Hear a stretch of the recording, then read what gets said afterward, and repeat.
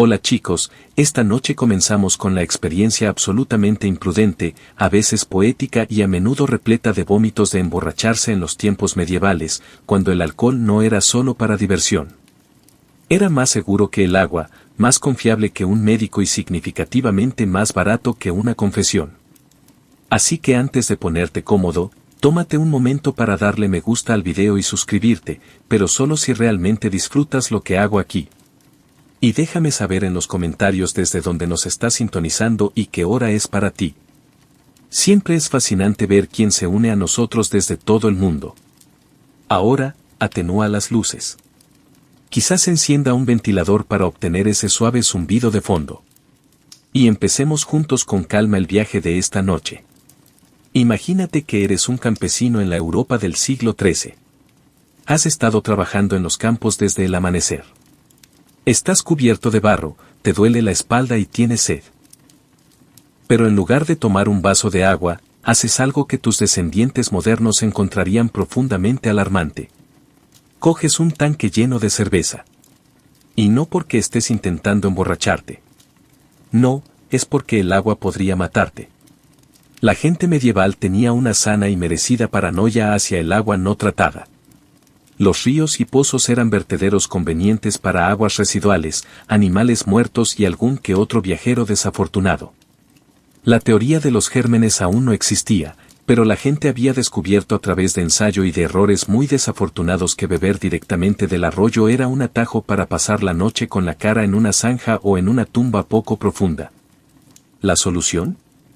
Cerveza pequeña, bebida con bajo contenido de alcohol y ligeramente fermentada, elaborada con granos, cebada y cualquier levadura que haya por ahí. No fue glamoroso, no era fuerte, pero era más seguro que el charco lleno de plagas que había afuera. Los niños lo bebieron. Las monjas lo bebieron. Incluso los monjes lo bebían. Aunque, para ser justos, probablemente tenían mejores cosas. La persona medieval promedio consumía alrededor de 1 galón de cerveza por día. Así es, 1 galón. No porque todos fueran alcohólicos empedernidos, aunque, seamos sinceros, algunos lo eran, sino porque genuinamente no confiaban en el agua. También era más barato y más fácil de producir que el vino, especialmente en el norte de Europa. En muchos lugares, la cerveza no era solo una bebida. Era un grupo de alimentos, un sistema de suministro de calorías en una taza, pan líquido, por así decirlo, y mucho menos masticable que el material mohoso que el molinero local hacía pasar por comida. Y no, la gente no andaba borracha y tambaleándose todo el día. El contenido de alcohol en las cervezas pequeñas era normalmente del 1 al 2%. Solo lo suficiente para matar las bacterias, no lo suficiente para iniciar una pelea en la taberna antes del desayuno. Pero si bebías demasiado, especialmente con el estómago vacío, las cosas se complicaban. Mientras los campesinos bebían cerveza de baja calidad para evitar morir a causa del agua del pantano, los monjes hacían algo un poco más refinado, inventaban la cerveza artesanal medieval. Sí, entre cánticos, copias de manuscritos y arrepentimientos de su celibato, los monjes se estaban convirtiendo silenciosamente en los maestros cerveceros originales de Europa. Lejos de ser bebedores ocasionales, llevaban a cabo operaciones de elaboración de cerveza a toda máquina en sus monasterios. Y eran buenos en eso. Muy bueno. ¿Por qué monjes? Bueno, los monasterios estaban limpios, eran relativamente estables y estaban llenos de hombres con tiempo, alfabetización y acceso a grandes cantidades de dinero. La elaboración de cerveza se convirtió en parte de la rutina monástica, al igual que la oración, el ayuno y el juzgar de forma pasivo-agresiva la escritura de los demás. Elaboraban cerveza para los invitados, para los peregrinos, para caridad y, por supuesto, para ellos mismos.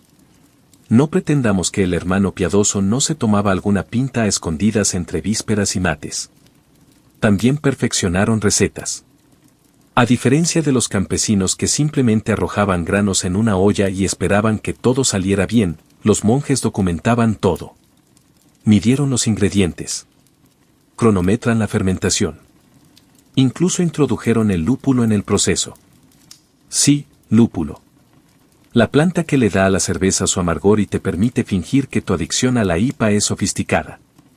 Y mientras la gente común bebía cerveza ligera, los monjes elaboraban bebidas más fuertes. ¿Por qué? Porque podían. Además, durante los periodos de ayuno se prohibía la comida sólida, pero la cerveza no. Esta brillante laguna teológica dio origen a lo que los monjes llamaban cariñosamente pan líquido. Tenía calorías. Tenía sabor. Tenía alcohol. ¿Qué más necesita un hombre enclaustrado? Algunos monasterios lo hicieron tan bien que su cerveza se hizo famosa en todas las regiones. La gente del pueblo visitaba la abadía no para obtener iluminación espiritual, sino para beber. En el siglo XIV muchos monasterios ya operaban lo que hoy llamaríamos microcervecerías. Excepto que en lugar de un tipo llamado Char con una camisa de franela, estaba el hermano Gregory con un tónico y notas de fermentación impecables. La cerveza monástica se convirtió en una marca. Incluso hoy en día, varias cervezas aún llevan nombres vinculados a antiguos monasterios, lo que demuestra que los hombres santos realmente entendieron la relación sagrada entre el hombre y la jarra. Antes de Instagram, antes de Facebook y mucho antes de que pudieras arruinar tu reputación con un tuit, existían las tabernas. Y en la época medieval, las tabernas eran el lugar donde ocurría todo. Allí se celebraban bodas. Allí se hicieron negocios. Allí se produjeron peleas. Y sí, la gente se emborrachó allí de manera gloriosa, bíblica y apropiada. Las tabernas eran la respuesta medieval tanto a la oficina como a la plaza de la ciudad. Ibas allí para escuchar noticias, chismear sobre tus vecinos, discutir sobre impuestos y, ocasionalmente, descubrir si alguien había sido excomulgado en secreto. Era básicamente un hilo de Reddit medieval, excepto que con más cerveza y algunos menos trolls. Levemente. El interior era sencillo, un suelo cubierto de tierra o paja, bancos de madera tosca, un hogar abierto y un tabernero que puede que hubiera limpiado o no las tazas esa semana. El aire estaba cargado de humo, ajo y arrepentimiento. Y en las noches más concurridas, es posible encontrar músicos itinerantes, juegos de dados o una subasta de cerdos improvisada entre rondas. La carta de bebidas, modesta, normalmente cerveza, quizás sidra y, si tenías suerte o eras rico, un poco de vino. Pero nadie vino por la variedad. Vinieron por el caos. Y en una sociedad donde la mayoría de la gente trabajaba desde el amanecer hasta el anochecer en condiciones extenuantes, una taberna era más que un lugar para beber. Era una válvula de presión.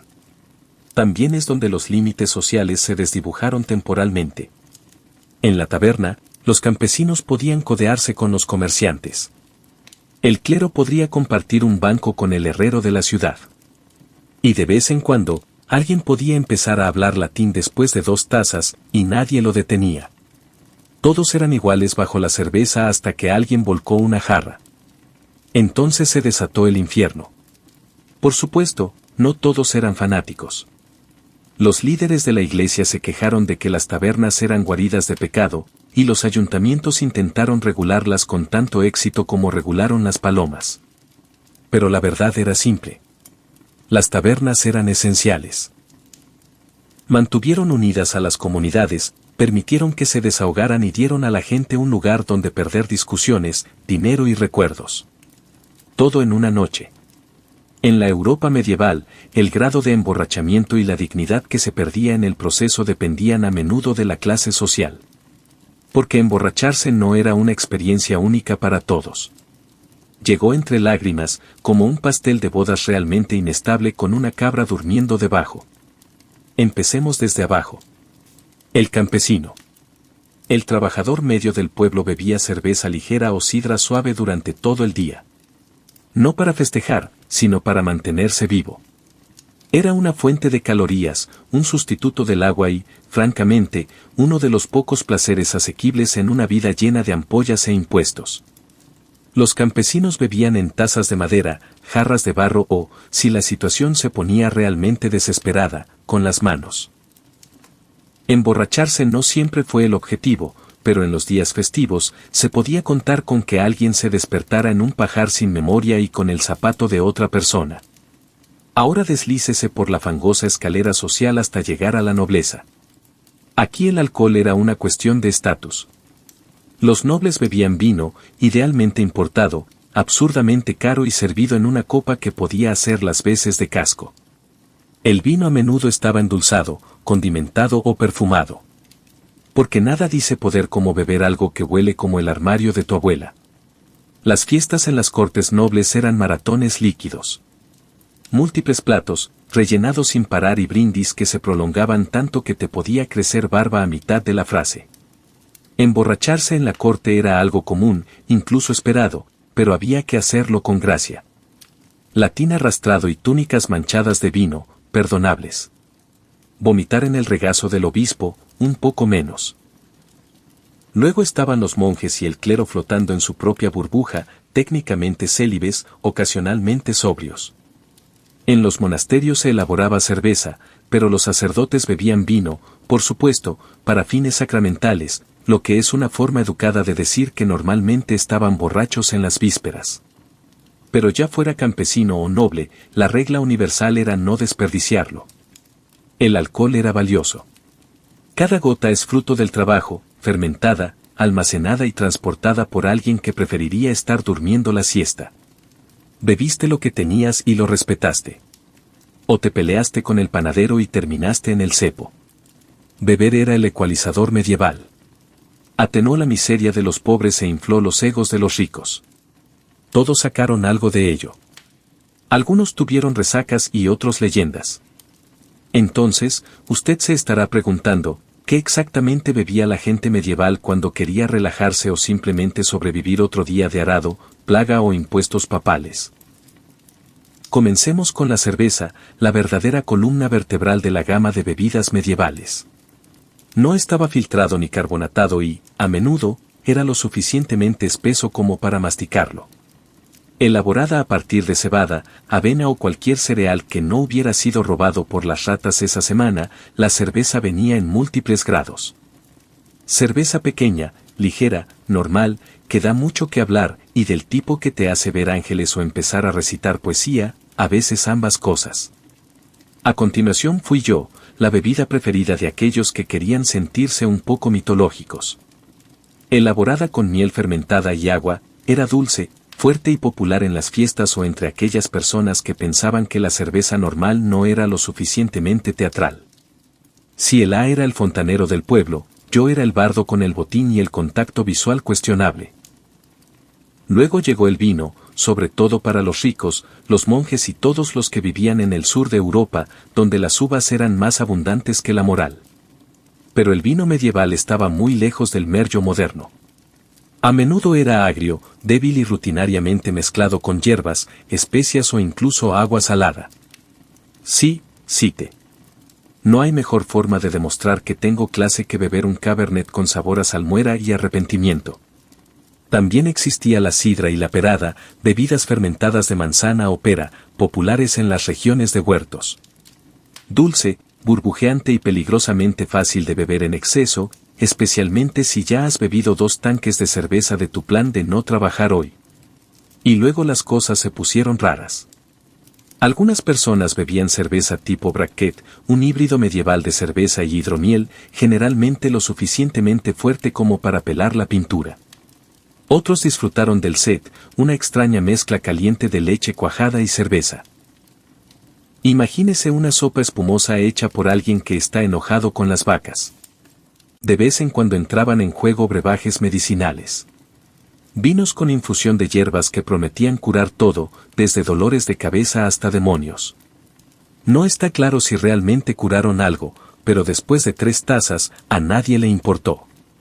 Y por último, había cerveza mezclada con huevo crudo para los valientes y los que pronto sentirían náuseas. ¿Ayudó con la fuerza? Tal vez. ¿Olía a algo de lo que te arrepentirías? Absolutamente. Si crees que la gente medieval bebía mucho en días normales, deberías verlos en un banquete. Estas no eran las cenas educadas de tu abuela.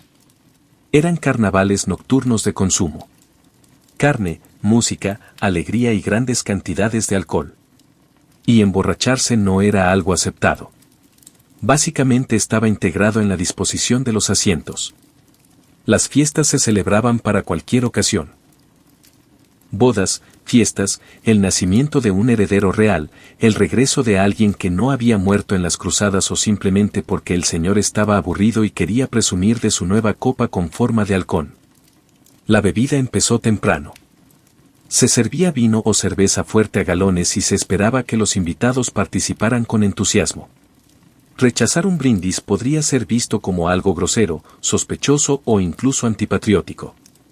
En algunos tribunales, fue prácticamente traición. Los brindis no eran solo vítores. Eran rituales elaborados con discursos, bendiciones y algún que otro poema pasivo-agresivo. Y a cada brindis le seguían más comida, más bebida y, normalmente, más malas decisiones. Los nobles bebían en copas ornamentadas, de oro, de plata, a veces de cuerno tallado, porque incluso la intoxicación tenía que ser un espectáculo. Mientras tanto, los sirvientes corrían de un lado a otro rellenando tazas, limpiando zanjas, es decir, platos comestibles hechos de pan duro. Y juzgando a todos en silencio. A medida que la noche se prolongaba y las inhibiciones desaparecían, la fiesta a menudo se convertía en un torbellino de cantos, luchas y narraciones interminables que nadie pedía. Existen registros medievales de personas que se batían a duelo por un chiste mejor o cuya barba tenía más dignidad. Y luego vinieron los artistas, los juglares, los bailarines, los malabaristas o aquel tipo que hizo marionetas de sombras inapropiadas después de haberme pasado demasiado. Todo alimentado por los mismos campos desbordantes. Si las cosas iban bien, te ibas tambaleando, lleno de ánimo y de buen humor. Si salían mal, te despertabas debajo de la mesa junto a un bufón y un botín roto, jurando que no volverías a beber hasta la semana siguiente. Las fiestas eran caos estructurado y alcohol. Fue el pegamento social y el acelerador. Si pensabas que el beer pong era la cumbre de la civilización humana, permíteme presentarte el caótico mundo de los juegos de beber medievales, donde había mucho en juego, las reglas eran vagas y la probabilidad de lesionarse rondaba el 9%. Emborracharse no era solo un efecto secundario de la socialización medieval. Fue el evento principal. Y los juegos ayudaron a avanzar las cosas. Estas no eran competiciones estructuradas con tarjetas de puntuación. No, estas eran actividades que empezaban con risas y terminaban con alguien desmayado en el contenedor de nabos. Uno de los pasatiempos más comunes, las guerras de brindis. 2 o más personas intentarían superarse mutuamente en brindis, no con palabras ingeniosas, sino con gran volumen. Se trataba menos de poesía y más de sobrevivir ronda tras ronda sin balbucear las palabras hasta la cabra del rey. Otro clásico era el juego de dados, que a menudo se jugaba a cambio de bebidas, monedas o favores cuestionables. Los dados eran toscos, a menudo tallados en hueso, y las reglas cambiaban dependiendo de quien estuviera lo suficientemente sobrio para explicarlas. Y si el juego terminó con una acusación de trampa, bueno, felicitaciones. Acabas de inventar las peleas de bar medievales, de las que hablaremos más adelante. También estaba la cuestión de quién podía beber más y más rápido. No es un nombre creativo, pero es extremadamente popular. Se trataba menos de ganar y más de conseguir derechos para alardear y, posiblemente, de una insuficiencia hepática. Los hombres medievales se enorgullecían de la cantidad de petróleros que podían derribar antes de caer en un seto. En los círculos nobles, los juegos de beber estaban envueltos en rituales y modales, como promesas cortesanas.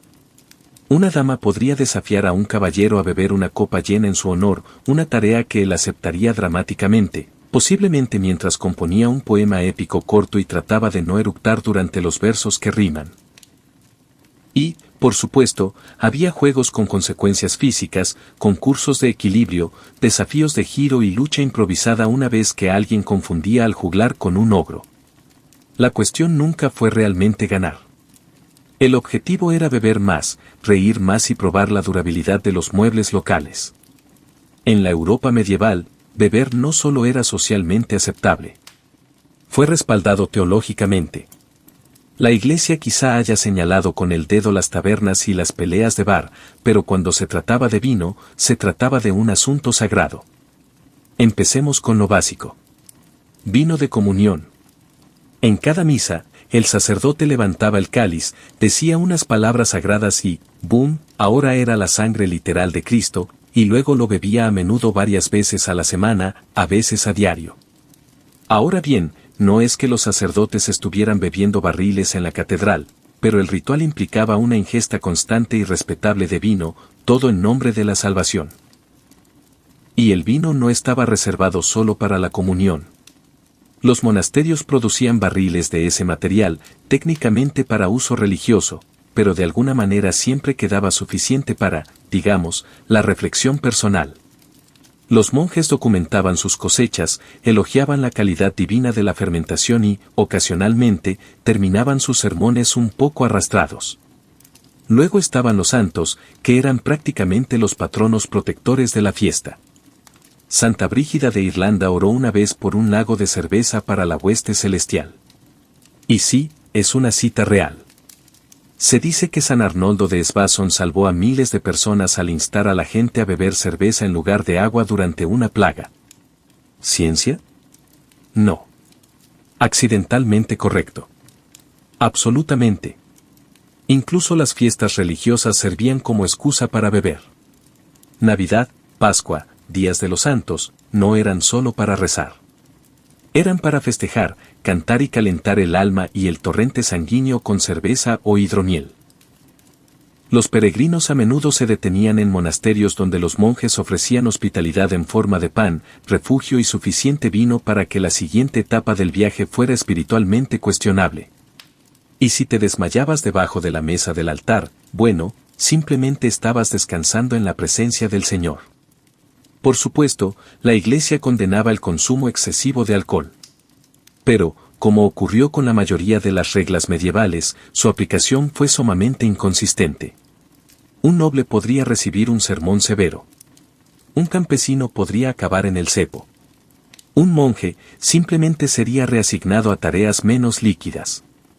Seamos honestos, en un mundo donde la cerveza era más segura que el agua, siempre era inevitable que alguien se excediera.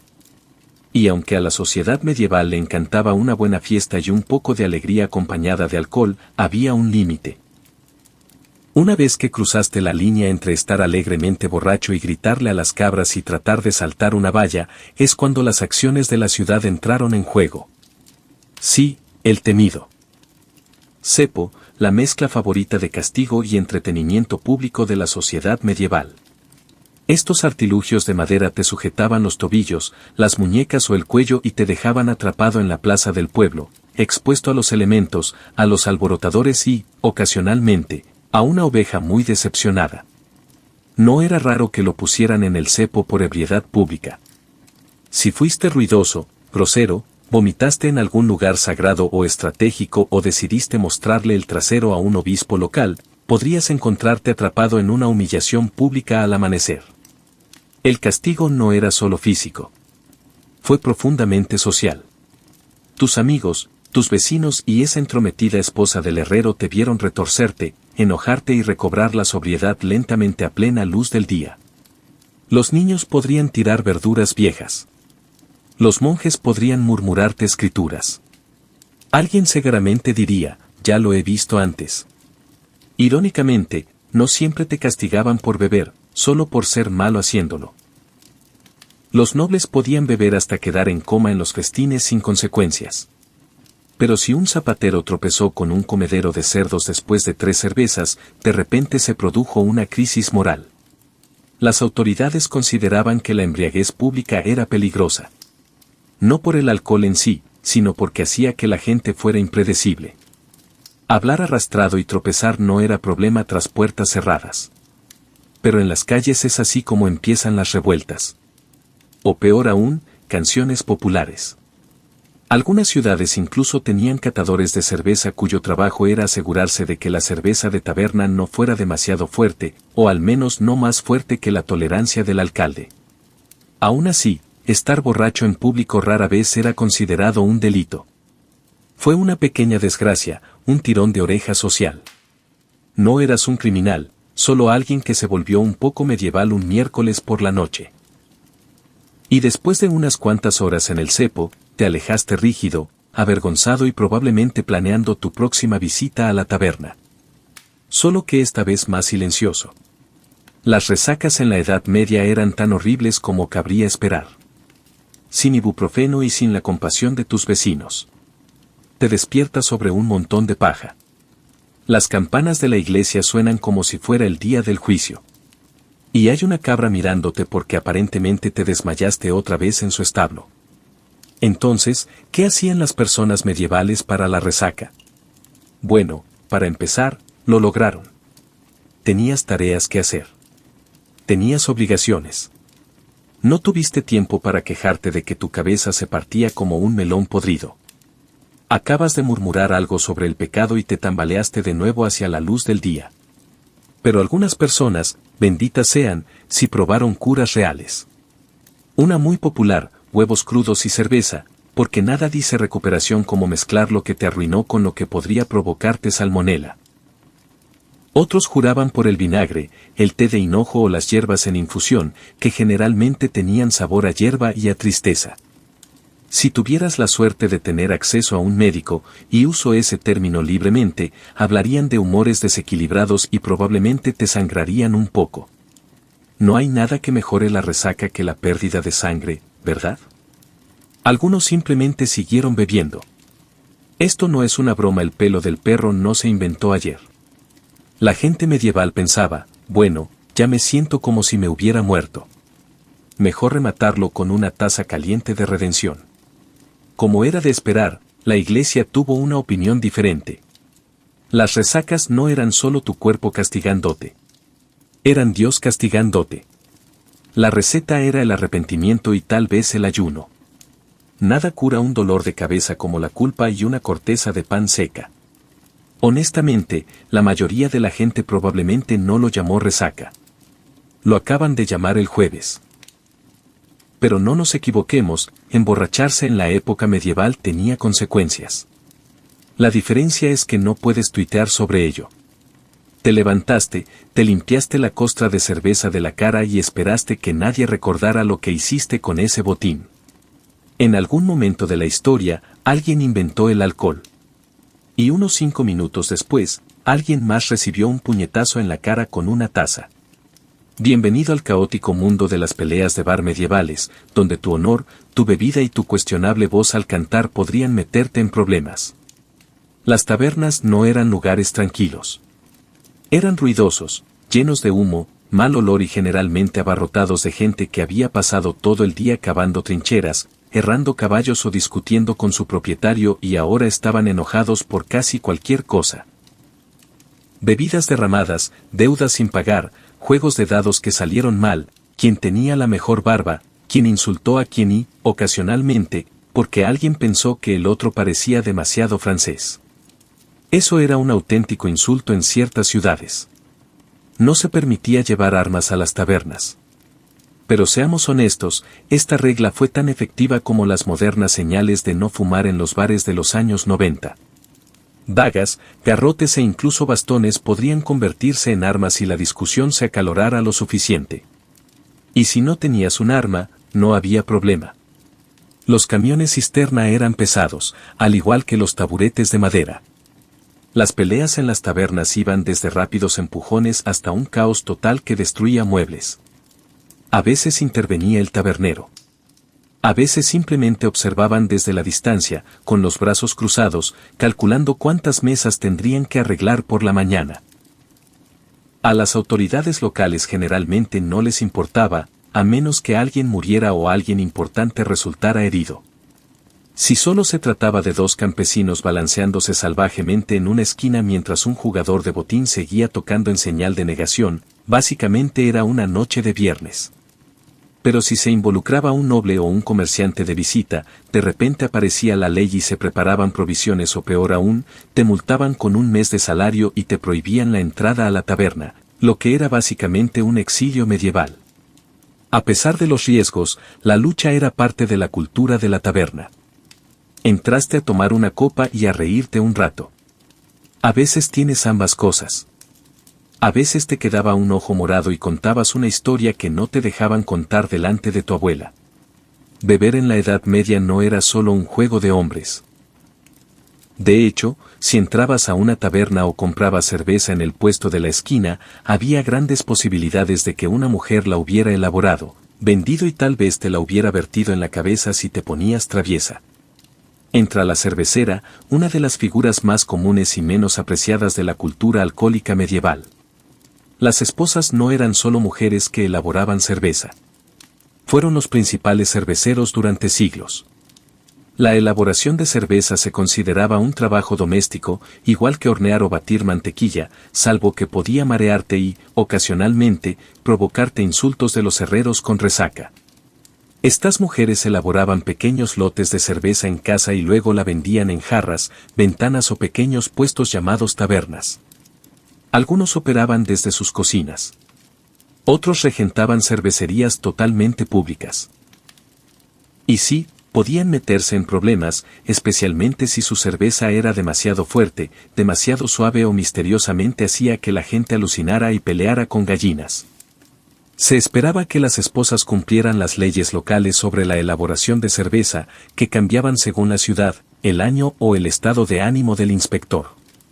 Los precios estaban fijados por ley, lo que significaba que si una cervecera cobraba de más o diluía su producto, podía ser multada, avergonzada públicamente o forzada a usar un sombrero de papel que la declarara mala cervecera.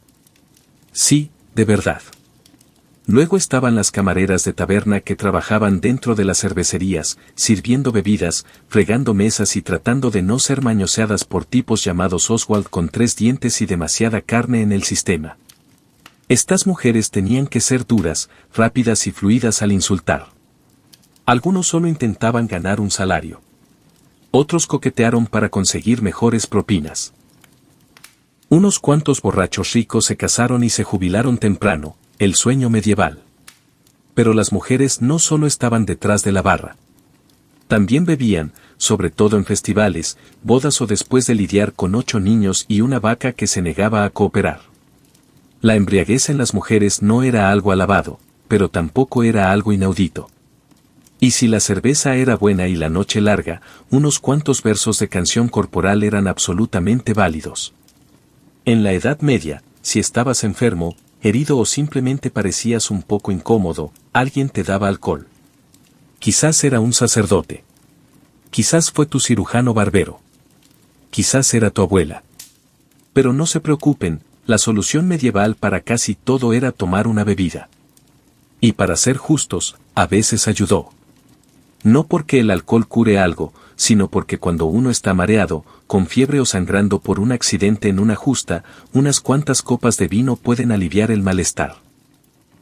Bienvenidos a la medicina medieval, donde el alcohol era analgésico, antiséptico, sedante y, ocasionalmente, desayuno. Los médicos, y de nuevo, que hacen mucho trabajo pesado, prescriben rutinariamente vino y cerveza.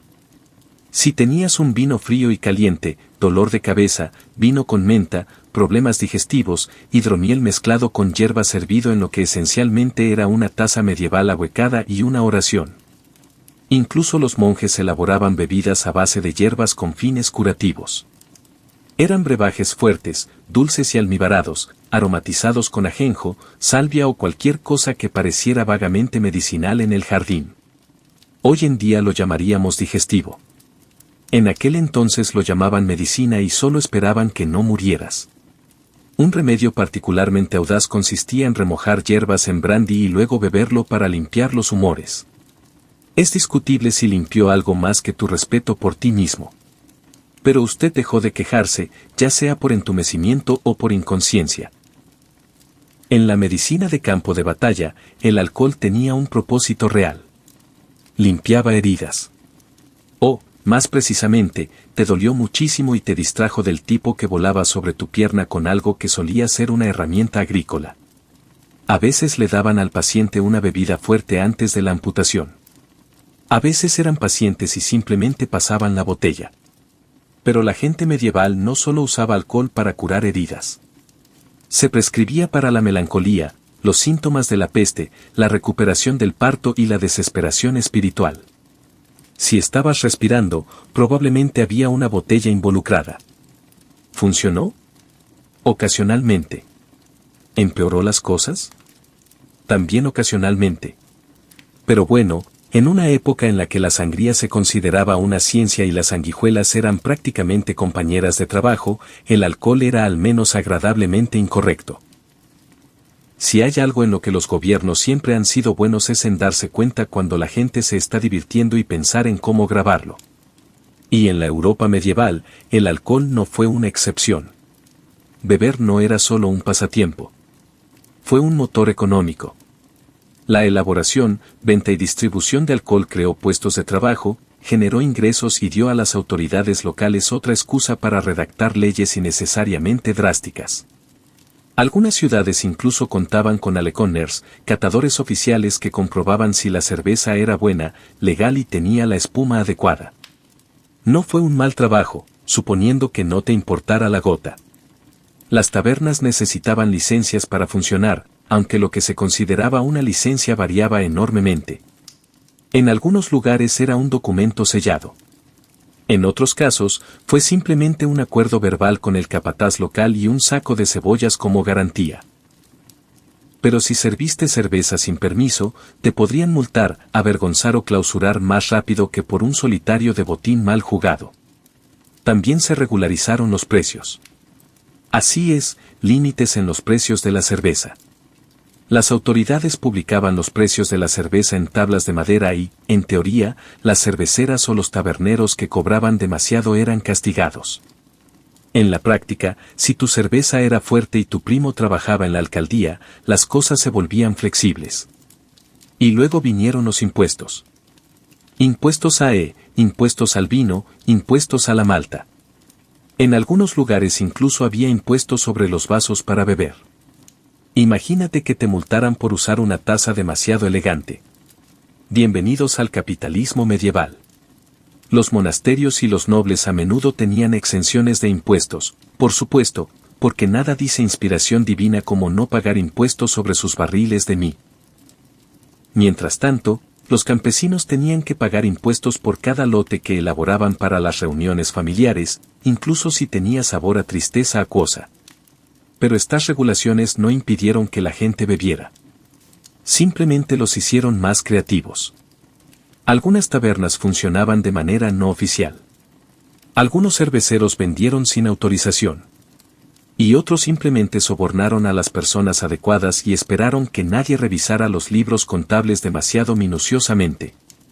El resultado, una economía floreciente, ligeramente ilegal e inundada de cerveza, construida sobre lagunas legales, chismes y el inquebrantable deseo humano de tomar una pinta al final de un largo día. En resumen, el alcohol medieval no era solo social. Eran negocios. Y el negocio estaba en auge. Hacia el final del periodo medieval, la forma en que la gente bebía y lo que bebía comenzó a cambiar lentamente, sutilmente, y con muchos menos cerdos en las tabernas. Un cambio importante se produjo con la aparición de alcohol más fuerte. La destilación, ese proceso mágico que convierte el vino en algo capaz de limpiar heridas y borrar recuerdos, se volvió más refinado a finales de la Edad Media. Esto dio origen a las primeras versiones del brandy, el aquavete, el agua de vida y otras bebidas peligrosamente potentes que hacían que la cerveza pareciera jugo de niño. Al mismo tiempo, el comercio internacional se expandió. Especias exóticas, nuevas técnicas de elaboración de cerveza y, finalmente, el azúcar y el ron llegaron a Europa. Con cada cargamento de productos importados, la cultura de la bebida evolucionó. La cerveza y el vino empezaron a perder terreno frente a la cerveza y los licores, especialmente entre los ricos, que ahora querían beber clarete importado y pretender que eran parte del Renacimiento. Las tabernas también han sido mejoradas. Hacia el siglo XVI, algunos evolucionaron hasta convertirse en bares y pubs. Versiones tempranas del pub beber ya no era solo algo que se hacía después del trabajo. Se convirtió en una parte estructurada de los viajes, la política e incluso el envío postal. Sí, los carteros medievales bebían con frecuencia y luego llegó la Reforma, que echó agua fría y culpa sobre gran parte del grupo. A los reformadores como Calvino y Knox no les gustaba mucho la embriaguez pública. De repente, la bebida se convirtió en un campo de batalla moral y las tabernas fueron acusadas de ser guaridas de pecado, pereza y dudosa interpretación del violín. Los gobiernos se volvieron más estrictos. Las leyes de licencia se multiplicaron. Los impuestos aumentaron. La embriaguez pública fue siendo cada vez más criminalizada. Pero el deseo de una buena bebida nunca desapareció. Simplemente se adaptó. Los alagüitas fueron expulsados por los gremios y las cervecerías mal runadas. El vino estaba regulado por funcionarios designados por el Estado. Los licores se pusieron de moda en la corte. Y poco a poco, pero de forma segura, beber pasó de ser una necesidad cotidiana a ser una elección más social. La Edad Media dio paso a la modernidad. Y aunque ganamos en saneamiento, agua más limpia y un poco menos de nosotros, también empezamos a olvidar cuán profundamente entrelazado había estado el alcohol con la supervivencia, la celebración y la vida social durante siglos. En la antigua Babilonia, el amor no era un asunto espontáneo y de color de rosa. Era la guerra. Y como cualquier buena guerra, requería estrategia, encantamientos y, a veces, la ayuda de un demonio muy gruñón. La magia amorosa babilónica no rehuía entrometerse con lo sobrenatural. Si no pudieras ganar el afecto de alguien con tu encanto, escribirías su nombre en una figura de arcilla y la enterrarías cerca de su puerta. Así, sin más, tenías influencia. ¿Quién necesita rosas cuando puedes tener nigromancia? Los babilonios creían que el amor podía ser invocado o dominado mediante rituales e invocaciones. Las tablillas de los archivos mesopotámicos describen encantamientos en los que un sacerdote o una hechicera invocaban a Istar, la diosa del amor y la guerra, para doblegar la voluntad de un objetivo. Una Istar no era del tipo que tocaba el arpa suavemente. Una vez destruyó una cadena montañosa entera porque alguien la abandonó. Así que sí, ella sabía una cosa o dos sobre la venganza y la pasión. Algunos hechizos incluían cabello, recortes de uñas o gotas de sangre, fichas orgánicas para atar el alma del amante al lanzador del hechizo. Estos se quemaban en pequeñas hogueras, se disolvían en aceites o se envolvían dentro de bolsas de tela. Estas bolsas se enterraban bajo los umbrales o se ocultaban en las camas para calentar el corazón de la persona deseada. Ese calentamiento podría a veces causar obsesión o locura. Pero bueno, ¿qué sería del amor sin un pequeño efecto secundario? Y no era todo cuestión de atracción, los textos babilónicos también mencionan hechizos apatropeicos diseñados para ahuyentar a pretendientes no deseados o eliminar la atracción erótica de un rival. En un hechizo particularmente desagradable, una mujer pidió a los dioses que hicieran que el aliento de su rival oliera como un cadáver. Sutil, eficaz y garantizado para arruinar cualquier momento iluminado por la luna. Esta mezcla de deseo erótico y manipulación divina creó una cultura donde el amor era un campo de batalla cubierto de ceniza, miel, sangre y susurros. No solo esperabas que alguien te amara. Los arrastraste a un tira y afloja cósmico usando pergaminos, muñecos y espíritus invisibles para inclinar la balanza. El amor en Babilonia rara vez era mutuo. Fue un acto de voluntad. Y cuando las palabras fallaron, intervinieron los hechizos, grabados en el uniforme, susurrados a las estrellas y sellados con humo sagrado. El amor babilónico no era puro, pero era potente. En la antigua Grecia, los hechizos de amor tenían menos que ver con corazones y flores y más con la dominación y la desesperación. Los griegos tenían un nombre específico para esta obsesión mágica, Eros. Pero no era el tierno afecto sobre el que escribirías poesía. Era una locura frenética y absorbente, con más probabilidades de llevar a alguien a un templo pidiendo clemencia que a caminar de la mano por un olivar. La magia amorosa griega se dividió en dos ramas poderosas, los hechizos Goji y los hechizos Filia. Los hechizos Agogi estaban destinados a arrastrar a alguien, a veces literalmente, hacia el practicante. Generalmente utilizados por hombres, estos hechizos tenían como objetivo inflamar la lujuria, causar insomnio e incluso hacer que la víctima alucinara hasta rendirse al deseo. Un hechizo típico podría decir algo como, quema su corazón hasta que venga a mí arrastrándose. Sí, arrastrándose. Los griegos no eran sutiles en sus intenciones. Los hechizos a menudo se escribían en tablillas de plomo, baratas, duraderas y cargadas de simbolismo, y se enterraban en cementerios o pozos, lugares considerados puertas de entrada al inframundo. ¿Por qué? porque estos hechizos a menudo invocaban espíritus del inframundo o fantasmas inquietos para hacer el trabajo sucio. Si quisieras que alguien se enamorara, llamarías a un muerto que no tenía nada mejor que hacer. Por otro lado, los hechizos de filia eran más de gestión del afecto. Estos eran utilizados a menudo por mujeres que intentaban mantener la paz en sus matrimonios o controlar las miradas extraviadas de sus maridos. En lugar de invocar una pasión ardiente, los hechizos de filia se centraban en la armonía y la lealtad. A veces se infundían en vino o aceite, actuando como tranquilizantes mágicos ocultos en los rituales diarios. Por supuesto, las hierbas y las pociones jugaron su papel. Los griegos usaban afrodisíacos como la raíz de mandrágora, que parecía vagamente humana y se creía que gritaba cuando se la arrancaba. Probablemente no sea el material ideal para una primera cita. Las pociones de amor también incluían miel, mirra e incluso huesos triturados mezclados en bebidas o frotados sobre la ropa. Una receta particularmente fuerte incluía sangre menstrual, un ingrediente íntimo y poderoso que, según se creía, unía el alma de un hombre a sus amantes para siempre. La magia erótica griega no era romántica en el sentido moderno. Era estratégico, visceral y generalmente orientado al control más que al consentimiento. Os, el dios del amor, a menudo era representado con los ojos vendados y armado con flechas por una razón. El amor no solo era ciego, sino peligroso, y los griegos sabían exactamente cómo utilizarlo como arma. Cuando se trataba del amor, los antiguos romanos tomaron lo que los griegos comenzaron y le agregaron más vino, más drama y muchos más vacíos legales. Los hechizos de amor romanos no eran simplemente tradiciones populares susurradas por corazones solitarios.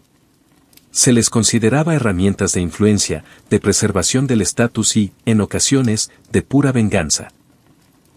En una sociedad obsesionada con el orden y el honor, controlar los deseos de otra persona se convirtió en una forma sigilosa de reescribir el destino mismo. La magia amorosa romana se presentaba en muchas formas, pero la de ficción, los hechizos vinculantes, estaban entre los más populares. Por lo general, estas se grababan en finas láminas de plomo y se doblaban como cartas de amor malditas antes de enterrarlas en tumbas o arrojarlas a los ríos. La idea es atrapar la mente, el cuerpo y el espíritu de los objetivos invocando deidades ctónicas como Plutón o Hécate. La escritura era a menudo aguda, autoritaria y llena de súplicas desesperadas. Algunos parecen citaciones judiciales. Otros parecían fanfictions melodramáticos. Un ejemplo particularmente espeluznante de Roma pide que una mujer llamada Victrix arda de amor por mí, Marcus, como una antorcha día y noche hasta que ya no pueda soportar estar sin mí.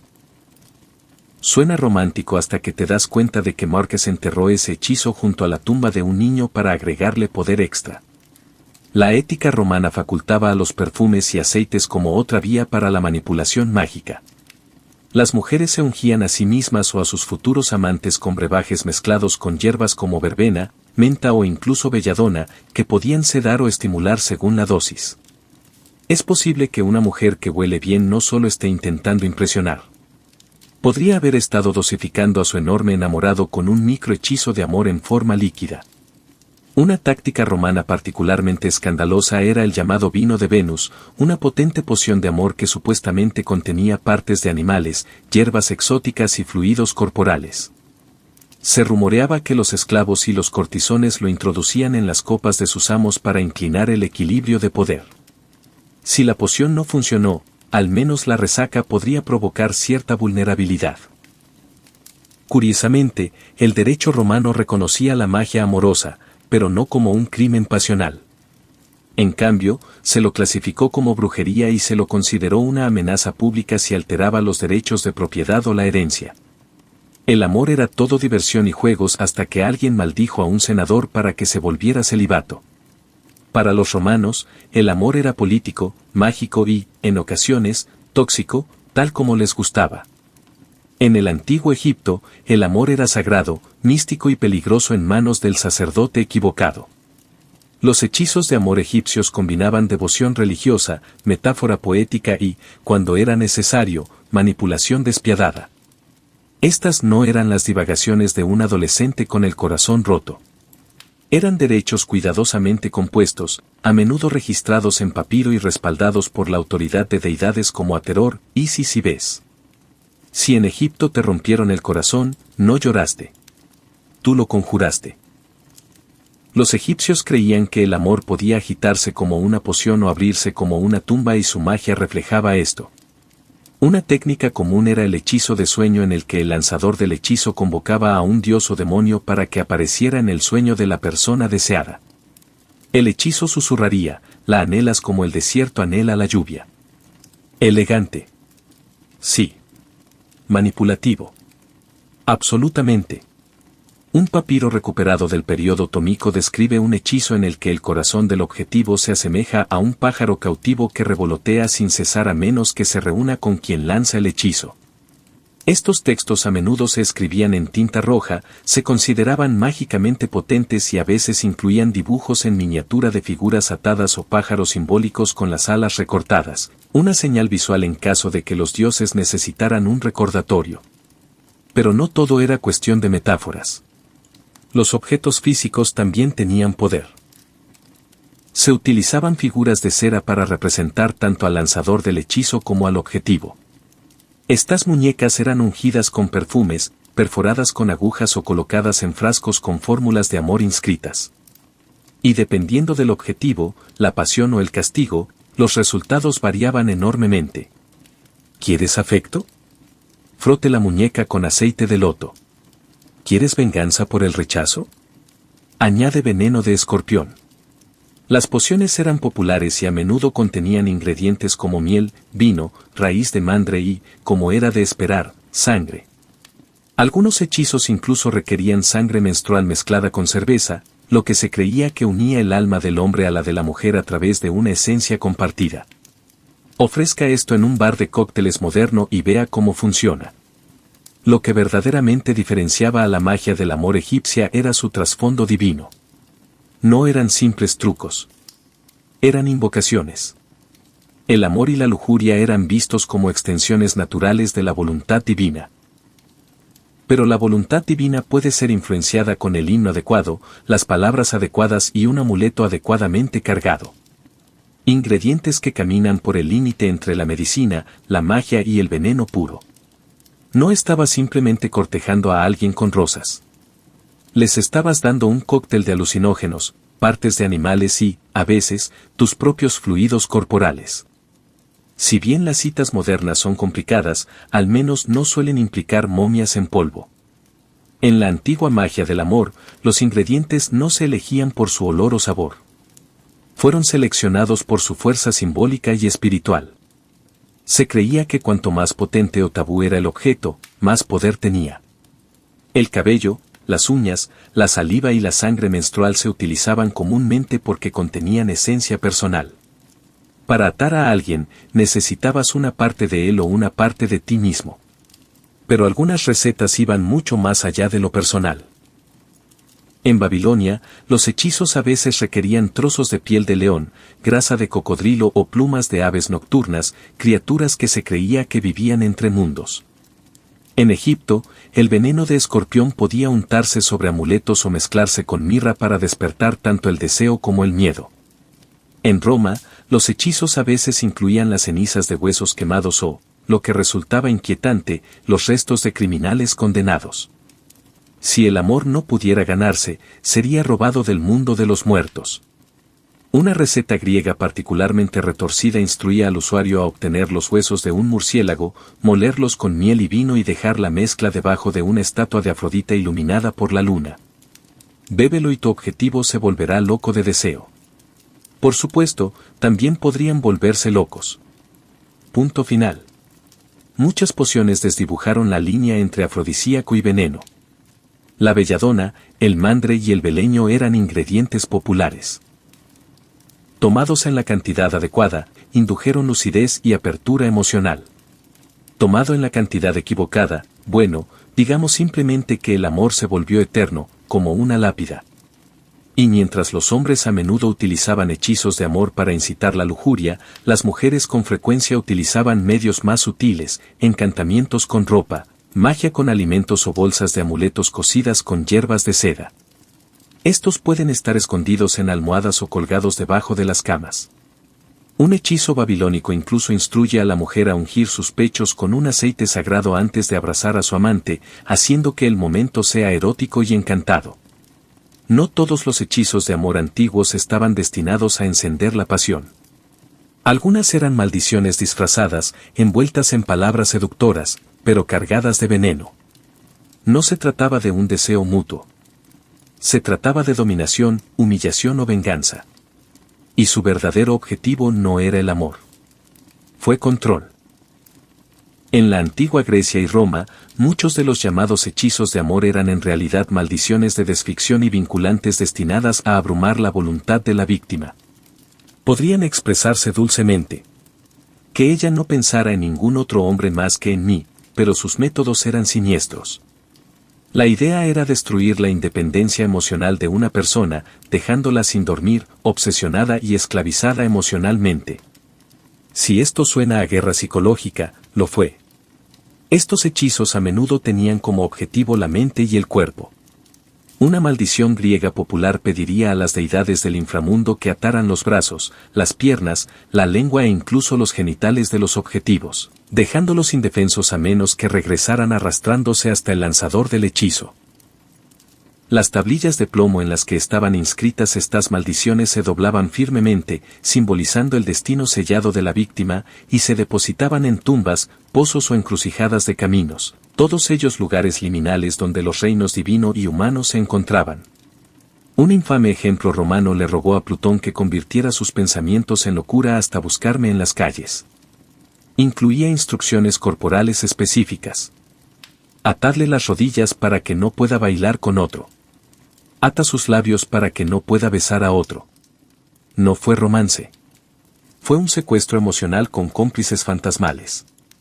A veces, estas maldiciones de amor incluían una segunda víctima, un rival.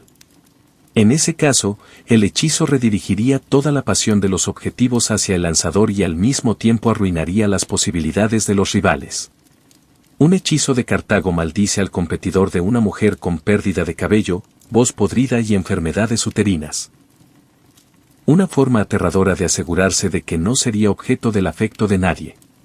Incluso en Egipto, donde la magia del amor a menudo adoptaba formas poéticas, se infiltraron maldiciones.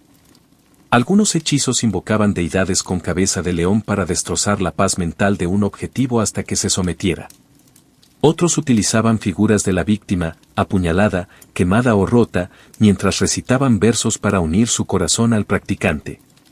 A pesar de los elaborados rituales y las inquietantes maldiciones, la antigua magia del amor no siempre estuvo oculta en templos o tallada en tablillas crípticas. Gran parte de ello transcurría en lo cotidiano, entretejido en las rutinas de la vida diaria. Para muchos, lanzar un hechizo de amor era tan natural como cepillarse el cabello o servir vino. La magia no estaba separada de la realidad. Estaba incrustado en él. En los bulliciosos mercados desde Babilonia hasta Atenas, los vendedores no solo vendían higos y perfumes. También vendían amuletos mágicos. Pequeños amuletos hechos de carnelón, hematita o bronce se llevaban en túnicas o se cosían en las prendas para atraer afecto o protegerse de avances no deseados. Algunas tenían forma de falacias, otras de pequeñas manos u ojos, símbolos que se creía que encantaban o alejaban la lujuria.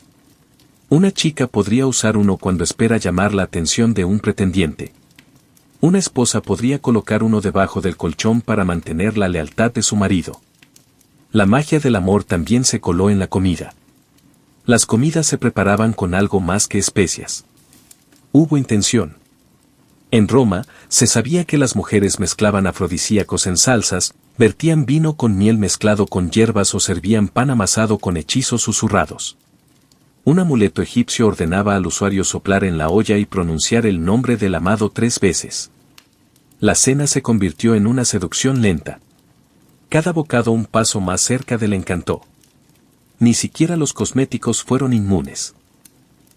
Las mujeres de la antigua Grecia molían hierbas especiales sobre los pigmentos de los ojos o los labios, creyendo que esto haría su mirada irresistible.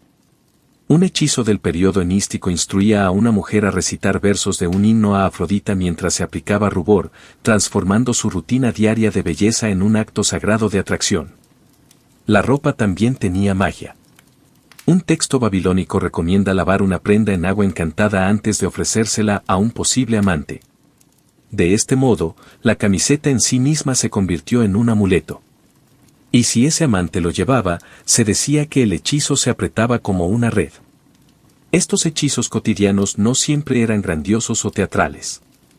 Eran sutiles, íntimos, realizados en cocinas, dormitorios y baños. Para los antiguos, la magia del amor no estaba reservada a hechiceros desesperados o aristócratas vengativos. Fue para todos. A pesar de todas sus promesas seductoras, los antiguos hechizos de amor nunca garantizaron que funcionaran.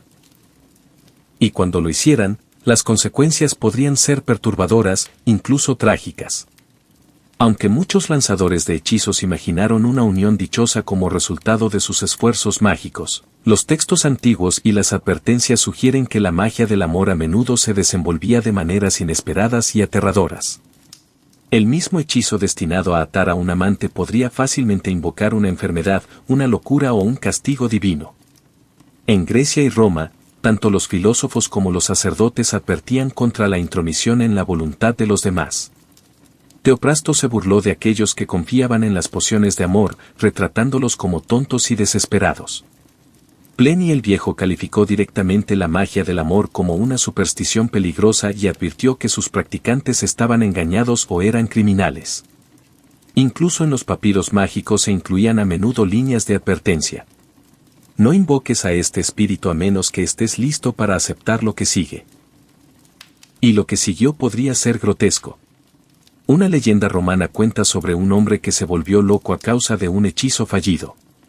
Deambulaba por las calles por la noche, gritando el nombre de una mujer que ya no reconocía. En otro cuento, una mujer que usó una poción para asegurar la fidelidad de su marido, se encontró siendo el blanco de su obsesión cuando él se volvió violento y paranoico, convencido de que ella era infiel a pesar de sus intenciones originales. Algunos hechizos incluso advertían que los dioses podrían volverse contra el usuario. En Egipto, invocar a Ateror o Isis sin las ofrendas adecuadas podía enfadar a la deidad y traer desgracias en lugar de romance. Un pergamino recuperado dice, si ella no está destinada a amarte, tu corazón conocerá un dolor 10 veces mayor. Eso es antiguo, no intentes forzarlo. Los rivales también podrían contraatacar. Una mujer atacada podría contratar a un contramago para liberarse del hechizo original o para maldecir al practicante a cambio. Estas disputas mágicas podrían escalar hasta convertirse en guerras de maleficios en toda regla, con hechizos volando en ambas direcciones, a veces durante años. Amuletos protectores, círculos de sal y palabras sagradas eran parte de la defensa. Quizás lo más escalofriante es que los hechizos de amor a menudo logran crear obsesión en lugar de afecto. La víctima puede sentirse obligada pero confundida, físicamente atraída pero emocionalmente vacía. El amor se convirtió en compulsión, un eco inquietante de verdadera conexión. Aunque los dioses de Babilonia han guardado silencio durante mucho tiempo y las tablillas funerarias romanas se han derrumbado, el latido de la antigua magia del amor nunca se detuvo por completo. Simplemente se adaptó. Los hechizos, pociones y rituales del mundo antiguo evolucionaron y se transformaron en tradiciones populares, supersticiones susurradas e incluso rituales de autoayuda que aún vemos hoy. Tomemos el concepto de la poción de amor. Mientras que la ciencia moderna se burla de la idea del elixir afrodisíaco, los estantes de las tiendas de salud todavía están repletos de tónicos que prometen una mayor atracción, una intimidad más profunda o magnetismo natural. Hierbas antiguas como el mandre, la damiana y el ginseng todavía se utilizan en tés y aceites destinados a reavivar la pasión. Puede que ya no invoquemos a Venus ni a Istar, pero el deseo de embotellar el amor sigue siendo fuerte. En algunas partes del sur de Italia, las tradiciones populares continúan reflejando las creencias mágicas romanas y griegas. Cintas rojas atadas bajo los colchones, bolsitas de hierbas ocultas en la ropa y amuletos susurrados que se transmitían de generación en generación entre las abuelas reflejan los rituales que antaño se practicaban tanto en los templos clásicos como en las esquinas de las calles. En algunas partes de Medio Oriente y el norte de África, sobreviven fragmentos de magia amorosa egipcia y mesopotámica en talismanes que se usan discretamente o en hechizos que se pronuncian mientras se cocina. Incluso en la cultura pop, la antigua magia del amor sigue viva. Las películas, los libros y las canciones a menudo retratan al amante encantado. Ya sea un vampiro obligado por un vínculo de sangre o una poción que se desliza en una copa de vino en el momento justo, el tropo del hechizo de amor que sale mal sigue siendo una historia favorita, que refleja antiguas advertencias de que la pasión conjurada por la fuerza puede desembocar en caos.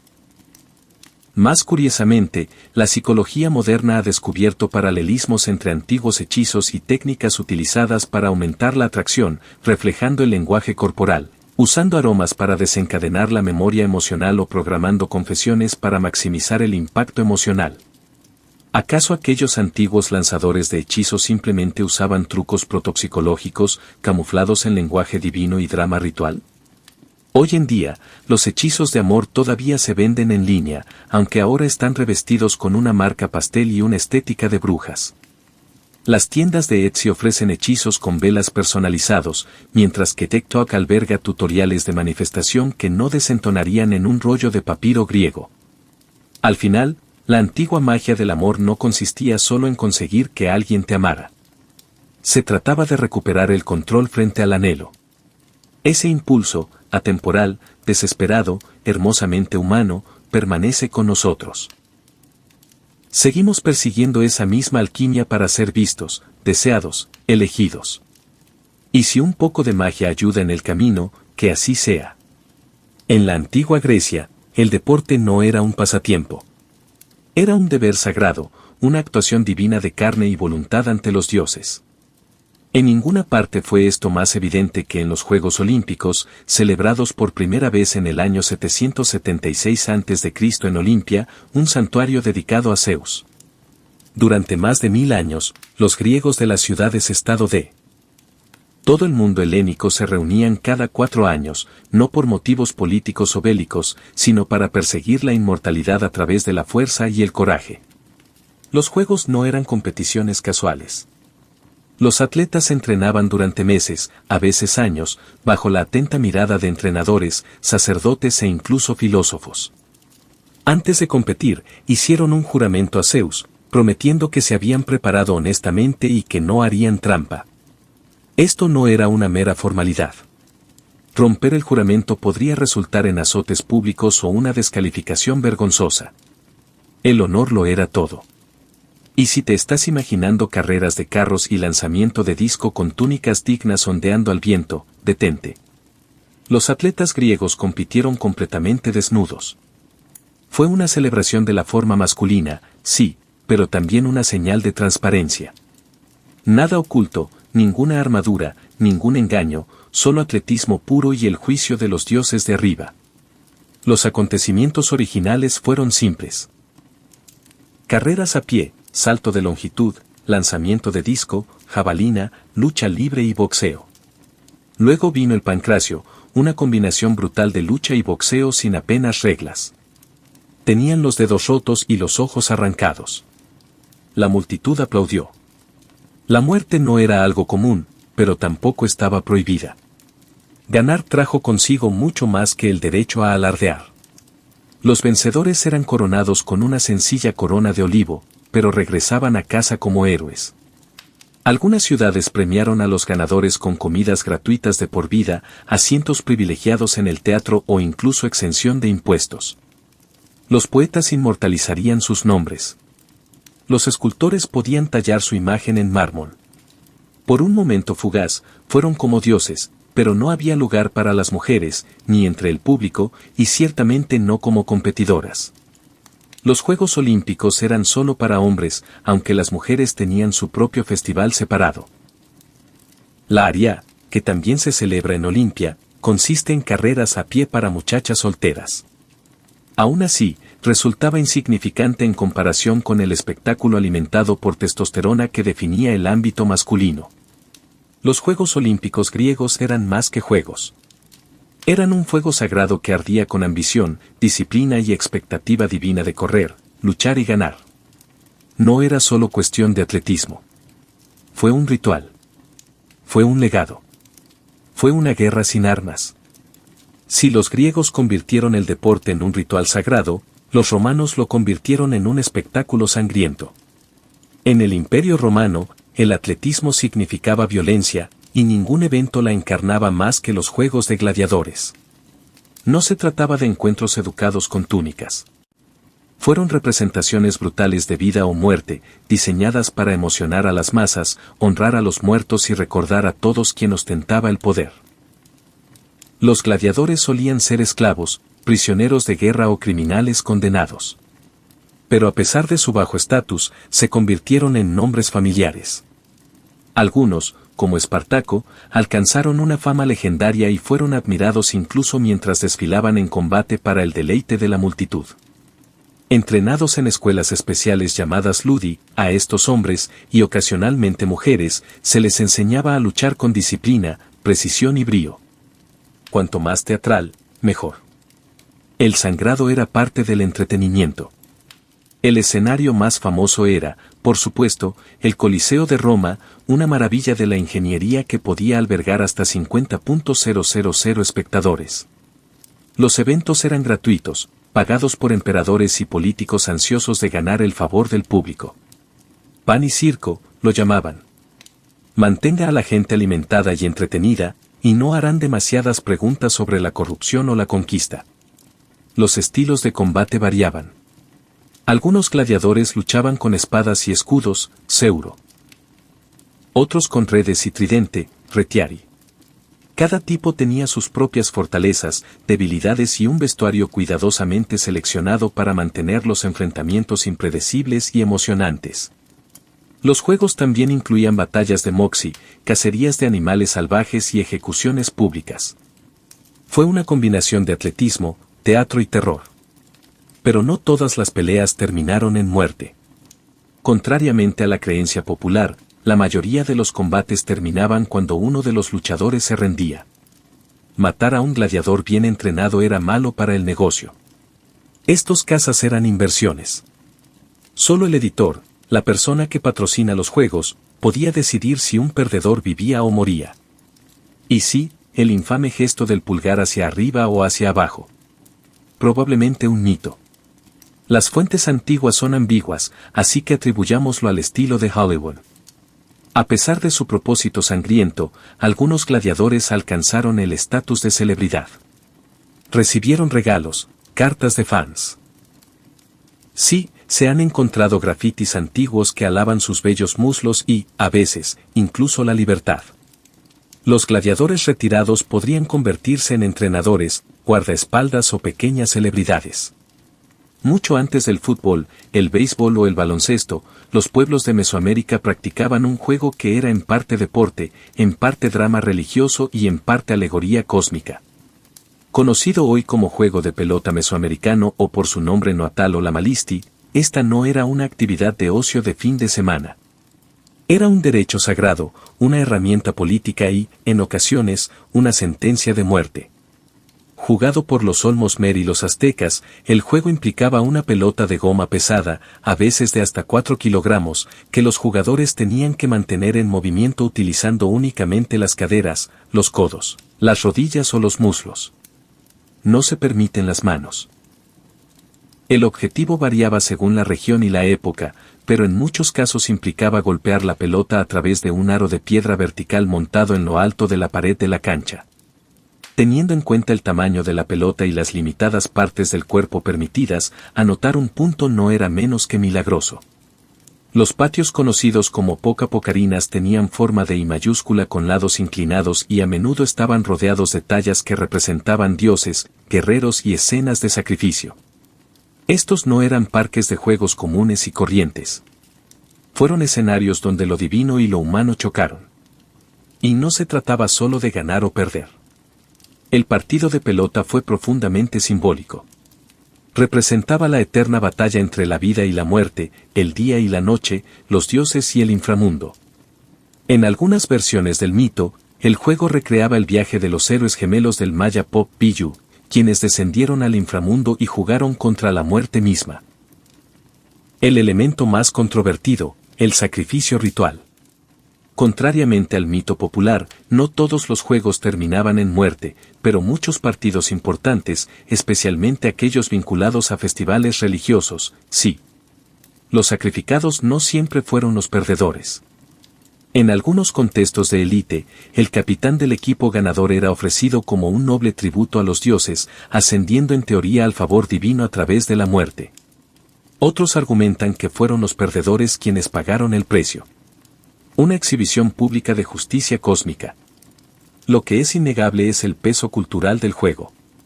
No fue mero entretenimiento. Era teología en movimiento. El golpe sordo de la pelota de goma resonó en las plazas de los templos, un latido de creencia, identidad y poder. En lo que respecta a la actividad física, los antiguos egipcios combinaban ocio, rituales y preparación para la otra vida. Los deportes no eran simplemente una diversión. Eran reflejos del equilibrio cósmico, del poder real y del orden divino. Si bien carecían de grandes estadios públicos como los griegos o los romanos, la sociedad egipcia aún fomentaba el atletismo con un trasfondo espiritual que hacía que cada movimiento tuviera significado. La lucha libre fue quizás el deporte más documentado visualmente de todos los del antiguo Egipto. Pinturas funerarias que datan de hace más de 4.000 años muestran parejas de hombres jóvenes enzarzados en luchas, ejecutando lanzamientos y agarres complejos que no desentonarían en el judo moderno. Estas no eran representaciones escenificadas. Eran ejercicios de entrenamiento serios que enfatizaban la disciplina, la coordinación y el equilibrio. La lucha libre se utilizaba a menudo para entrenar a soldados y guardias de élite, pero también tenía un significado ritual al simbolizar la lucha eterna entre el orden, el Ma'at y el caos. El tiro con arco era otro deporte vital, especialmente para los faraones. Las representaciones de gobernantes disparando flechas desde carros, a veces mientras el vehículo estaba en movimiento, no eran solo registros de habilidad, sino propaganda política. Un faraón fuerte era aquel que contaba con la aprobación divina, y el dominio del arco era prueba del favor divino y de la preparación del comandante. Durante los festivales, los reyes a veces demostraban su destreza disparando flechas a través de anillos de cobre, rodeados de sacerdotes y nobles que los vitoreaban. Las competiciones de remo también tenían un lugar en la vida del antiguo Egipto, especialmente a lo largo del Nilo. Tripulaciones de jóvenes compitieron en regatas ceremoniales, sus brazadas sincronizadas reflejaban disciplina y unidad. Estos no eran solo para deporte. Honraban a los dioses y recreaban viajes míticos como la barca solar de Ra cruzando los cielos. Para el egipcio común, los deportes incluían juegos de tira y afloja, juegos de saltos tipo rana y actividades de baile rítmico, tanto alegres como comunitarias. Los niños practicaban el equilibrio y las acrobacias mientras los trabajadores se mantenían físicamente en forma mediante su trabajo diario. Los juegos deportivos durante los festivales a menudo servían para unir a la comunidad y para la observancia religiosa, mezclando el sudor con la espiritualidad. Curiosamente, las mujeres egipcias participaron más que en muchas culturas antiguas. Las pinturas murales muestran bailarinas y gimnastas actuando en banquetes y ceremonias, a menudo para celebrar la fertilidad y la feminidad divina. Si bien no eran competitivas en el sentido moderno, estas actuaciones eran atléticas, elegantes y tenían un peso simbólico. En la antigua China, los deportes no solo tenían que ver con la destreza física. Estaban estrechamente entretejidos en la estructura de los valores confucianos, el entrenamiento militar, la política imperial y la búsqueda de la armonía entre la mente y el cuerpo. Desde simulaciones de campos de batalla hasta pasatiempos cortesanos, las actividades atléticas servían tanto a la élite como a la gente común y a menudo reflejaban ideales filosóficos más profundos. El tiro con arco ocupaba un lugar especialmente destacado. En la tradición confuciana, se esperaba que el noble dominara el arco, no solo como guerrero, sino como caballero. Las competiciones estaban formalizadas y eran profundamente ritualistas. Durante la dinastía Zhou, las competiciones de tiro con arco se celebraban en salones ceremoniales donde la etiqueta importaba tanto como la precisión. Los participantes hicieron una reverencia, recitaron frases prescritas y dispararon no para matar, sino para demostrar virtud interior y disciplina. dar en el blanco era visto como una metáfora de alcanzar la perfección moral. Pero no todos los deportes en la antigua China eran tan serenos. Entra el Jigu, el polo chino. Introducido durante la dinastía Han y alcanzando máxima popularidad durante la dinastía Tang, el polo se convirtió en el deporte de emperadores, generales y aristócratas. Se jugaba a caballo con mazos largos, era un juego emocionante, de ritmo rápido y sorprendentemente peligroso. El emperador Xiong de Tang incluso murió en un accidente de polo. Aún así, el deporte fue adoptado tanto por los hombres como por las mujeres de la cancha. Se podían ver mujeres nobles con túnicas de seda galopando junto a sus homólogos masculinos, golpeando pelotas con asombrosa agilidad. En una época en la que los roles de género eran rígidos, el polo niveló brevemente el campo de juego. Los deportes militares también florecieron. Una forma temprana de fútbol, fue desarrollada originalmente para mantener a los soldados ágiles y coordinados. Los jugadores pateaban una pelota de cuero a través de una red o un agujero en una pared usando un juego de pies preciso.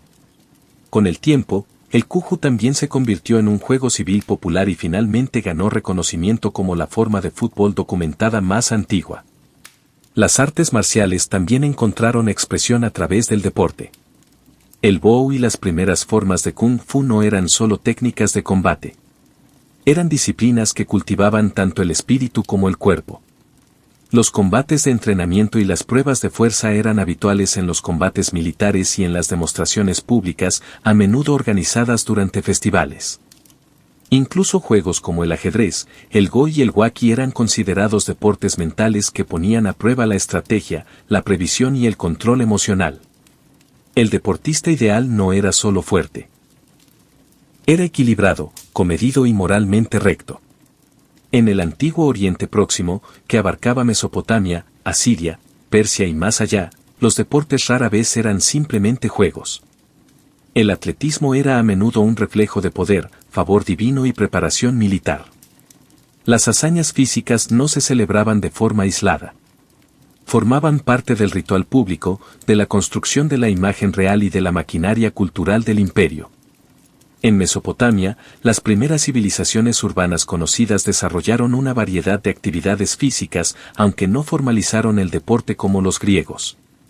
La lucha libre, por ejemplo, ocupa un lugar destacado en el arte y la literatura sumerios. La epopeya de Gilgamesh describe al héroe luchando contra el hombre salvaje en Kedo en una competición tan feroz que sacude los cimientos de la ciudad, solo para que los dos terminen como compañeros de por vida. La lucha libre no era solo un deporte. Simbolizaba la fuerza bruta, el dominio y el respeto entre iguales. Se esperaba que los reyes fueran físicamente formidables. Los gobernantes asirios y babilónicos a menudo encargaban relieves que los mostraban cazando leones o participando en ejercicios militares. Estos no fueron organizados por mera vanidad. Eran declaraciones políticas. Matar un león a mano no era solo una muestra de valentía. Declaró que el rey podía dominar el caos y mantener el orden.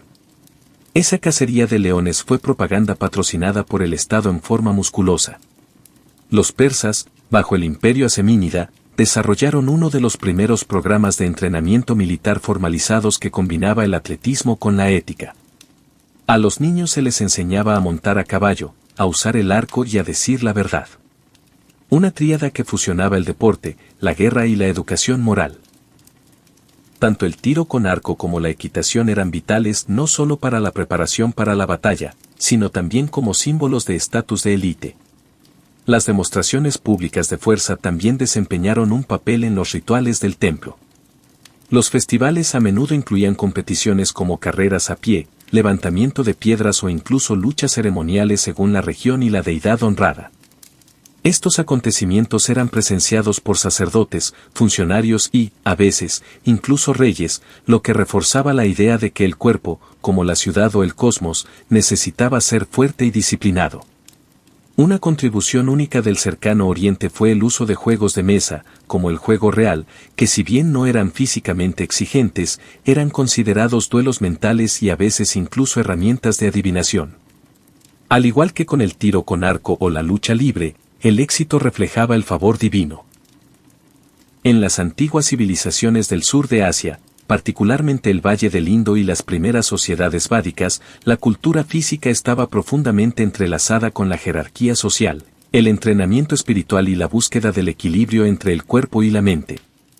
Aunque la evidencia arqueológica del Valle del Indus es escasa en términos de deporte organizado, las pistas de la planificación urbana, las figurillas y los textos vádicos posteriores revelan una sociedad que valoraba la agilidad física, la fuerza y la disciplina. Las ciudades de Harappa y Mohenjo-Daro contaban con grandes baños públicos y patios abiertos que podrían haber sido utilizados para reuniones comunitarias, rituales acuáticos o ejercicios atléticos. Las figuras de terracota muestran personas en poses dinámicas, luchadores, bailarines y acróbatas, lo que sugiere que el movimiento y la actuación eran partes esenciales de la vida diaria. Aunque no hay eventos de estilo olímpico documentados, el entorno sugiere una cultura donde el cuerpo era entrenado no solo para la supervivencia sino también con fines estéticos y rituales. A medida que la sociedad hizo la transición hacia el periodo vádico, el énfasis en la destreza física se volvió más codificado, particularmente a través de Danova, la antigua ciencia de la guerra. Los jóvenes guerreros eran entrenados en tiro con arco, esgrima, conducción de carros y combate cuerpo a cuerpo. Las competiciones solían acompañar los festivales reales en los que los príncipes mostraban sus habilidades como mariscales para afirmar su dominio y atraer alianzas políticas. La lucha libre maluda surgió como uno de los deportes más venerados en la antigua India. Más que una simple fuerza bruta, era una práctica espiritual. Los luchadores seguían estrictos códigos dietéticos y morales, vivían vidas disciplinadas y a menudo entrenaban en templos. El Ahara, una escuela de lucha tradicional, funcionaba como un monasterio, enfatizando la pureza mental tanto como la fuerza física. La práctica sobrevive hoy en día en formas modificadas y todavía es profundamente respetada. Los juegos de pelota y de dados también aparecen en los textos sánscritos. Kreda, la palabra sánscrita para deporte, abarcaba todo, desde carreras de animales hasta juegos de estrategia. En el Mahabharata, incluso héroes divinos como Krishna y Arjuna aparecen participando en deportes, a menudo utilizando sus habilidades como metáforas de la lucha cósmica. El yoga también se originó durante este periodo, no como una rutina suave de estiramiento, sino como un sistema riguroso de disciplina física y mental destinado a lograr la liberación espiritual. El atletismo aquí no era para gloria sino para trascendencia. Aunque a menudo se pasa por alto en los relatos históricos, las mujeres en el mundo antiguo sí participaban en deportes. Aunque generalmente bajo estrictas limitaciones y en ámbitos específicos de género. Cuando las mujeres entrenaban, competían o realizaban hazañas físicas, a menudo estaba relacionado con la fertilidad, la gracia o la pureza ritual más que con el espectáculo público o la competición. Sin embargo, en todas las culturas encontramos evidencia sorprendente del atletismo femenino. A veces celebrado, a veces reprimido, pero nunca ausente. En la antigua Grecia, a las mujeres se les prohibía participar en los Juegos Olímpicos, no solo para competir, sino incluso para mirarlos. Sin embargo, tenían su propio festival, el Aria, celebrado en Olimpia en honor a la diosa Hera. Las jóvenes solteras corrían descalzas con túnicas más cortas de lo normal y el pelo suelto en contraste con los velos de las mujeres casadas. Aunque no había jabalina ni pancracio, la victoria era recompensada con coronas de olivo y conmemorada con estatuas. En Esparta, las mujeres disfrutaban de mucha más libertad atlética. Las muchachas espartanas se entrenaban públicamente en carreras, luchas y lanzamientos, y a menudo competían frente a un público masculino. Su atletismo era considerado una virtud cívica. Las madres fuertes producen guerreros fuertes. Mientras